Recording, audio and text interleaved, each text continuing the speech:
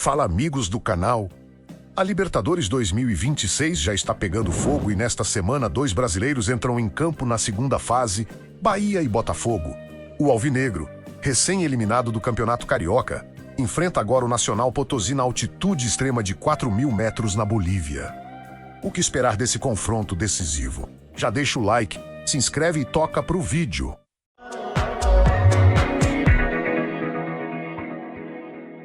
Bora lá! A missão do Botafogo na Copa Libertadores dessa vez é, olha, uma parada quase de cinema. Não é só um jogo de futebol, não. É uma verdadeira batalha contra a natureza, num dos ambientes mais extremos que o esporte já viu. Vamos entender o que está em jogo. Para começar, a gente precisa entender uma coisa fundamental. O maior adversário do Botafogo nessa história não usa a camisa de outro time. É o próprio ar rarefeito da Cordilheira dos Andes. Olha só esse número. A gente está falando da cidade de Potosí, na Bolívia, que fica a mais de 4.000 metros acima do nível do mar. Para ter uma ideia, isso é quase metade da altitude que um avião comercial voa. É um dos campos de futebol mais altos do planeta. Coisa de louco. E se não bastasse, olha isso. É a maior altitude em que o Botafogo já jogou em toda a sua história. O recorde anterior era em Quito, a 2.850 metros. Agora o time vai ter que encarar mais de 1.000 metros acima disso. É um território completamente novo e, vamos ser sinceros, bem hostil. E na prática, o que significa jogar nessas condições? Bom, esse número aqui diz tudo. Em 9 jogos oficiais na altitude, o aproveitamento do Botafogo é de só 29,6%. É um retrospecto que acende um baita sinal de alerta e mostra o tamanho do fantasma que o time precisa enfrentar. Mas tá, o histórico geral é ruim. Será que isso já condena o Botafogo, que essa missão é impossível? Calma. Vamos cavar um pouco mais fundo nesses números para ver se a gente encontra alguns fantasmas e, quem sabe, uma luz no fim do túnel. Pois é, olhando a tabela assim de cara, o cenário não é nada animador, né? 5 derrotas em 9 jogos, mas, como em toda boa história, sempre tem um detalhe, um porém, que muda a perspectiva, principalmente quando a coisa aperta de verdade. E é aqui que o jogo vira. Quando a partida de mata-mata, aquela valendo a classificação, de vida ou morte, o Botafogo parece que se transforma. A pressão, em vez de derrubar o time, parece que fortalece.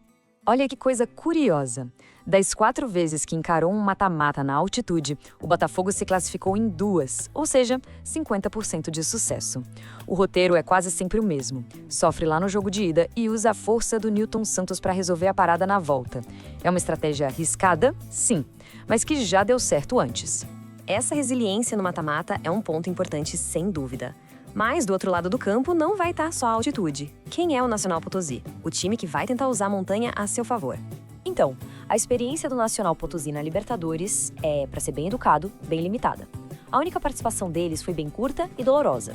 Foram eliminados logo de cara com um placar agregado de 9-2. Isso mostra uma falta de bagagem continental que o Botafogo pode e deve explorar. E a diferença técnica pode ser explicada, em grande parte, por essa disparidade financeira aqui. É absurda. O valor de mercado do elenco do Botafogo é mais de 15 vezes maior que o do Nacional Potosí. Em teoria, essa grana toda deveria se traduzir em uma vantagem clara dentro de campo. Certo. Então temos um adversário tecnicamente inferior, mas com a altitude como uma grande aliada. A chave para o Botafogo, então, passa a ser a estratégia. Como o time está se preparando para neutralizar esse fator ambiental e gerenciar o desgaste dos jogadores? A logística é toda calculada. O plano do Botafogo é ficar o menor tempo possível lá nos 4.000 metros. O time se aclimata em Sucre, que é mais baixo, e só sobe para Potosí no dia do jogo.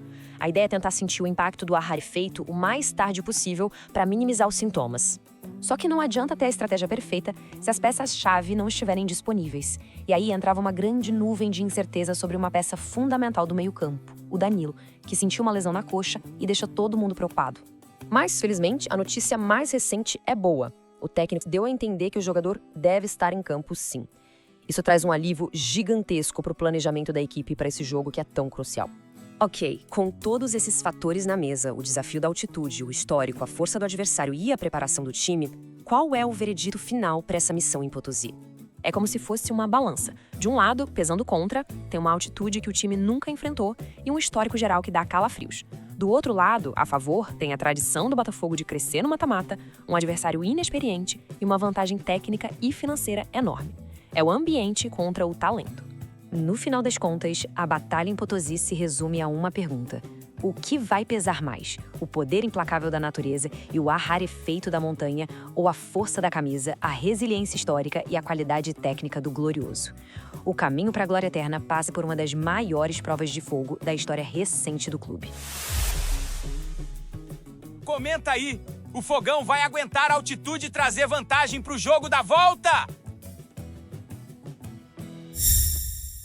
Inscreva-se no canal e ative o sininho agora para não perder nosso próximo vídeo. Obrigado por ter ficado conosco.